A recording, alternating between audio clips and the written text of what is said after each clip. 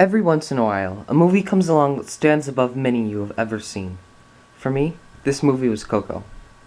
A beautiful blend of humor, emotion, and family, Coco has climbed the ranks into the top 3 lists of almost every watcher's favorite Pixar movie, which is, of course, a big deal as this is the studio that brought you Inside Out, Monsters, Inc., and, oh yeah, Toy Story.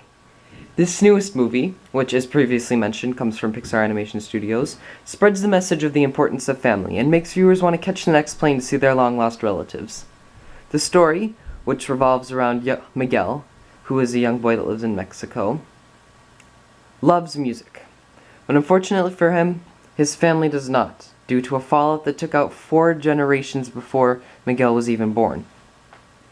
His idol, who is Ernesto de la Cruz, always says, "Seize the moment," and that's constantly playing in Miguel's head. He always wants to be a musician, but every time the moment comes, he doesn't take it. So he watches Ernesto de la Cruz and just watches and watches, and when the time comes and he decides to finally seize the moment, it leads him to doing something that will change his life forever.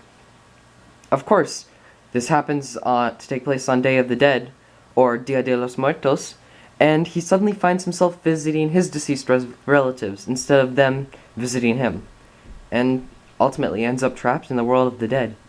To get home, Coco is left with a choice he has to make, of which is more important, family or his dreams. Although a musical, many songs throughout the movie are songs which were sung by Ernesto de la Cruz, and are covered by Miguel. These songs, although few, are one of the highlights of the movie, and with seeing it you can be guaranteed to listening to Remember Me all day long. The songs have a very Mexican feel to them, and they feel very authentic and real, and songs that you would actually hear if you were to visit a Day of the Dead festival. The storyline is also very well done. There are many clever jokes and things played out throughout the movie. For instance, for the skeletons to cross over to the human world, they have to go through this immigration station, much like you do when you visit other countries, and they have to get their passport stamped and their face recognized before they can cross over into the human world. And like classic Pixar, the movie features many plot twists. I knew there were plot twists, so I spent all day trying to guess the twists, and I thought I had done a pretty good job, until the movie twisted that as well. I still ended up sitting in the theater with my mouth open in shock. The whole story accumulates into the last 15 minutes of the story, where one of Pixar's most touching scenes takes place, leaving you emotionally satisfied with the film. When we were there, watching it, all we could hear were sniffles in the theater. All around us, sniffling and crying. It was a beautiful scene.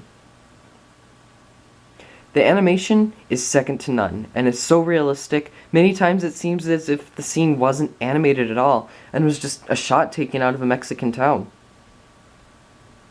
In conclusion, Coco is one of the best movies I have seen in theaters, and in all time. Its clever combination of humor, emotion, and its rich cultural view of Day of the Dead combines perfectly into a movie that is one of the best. If Coco is not on your list of things to do over the holidays, you need to change that and watch it as soon as possible. You will not be disappointed.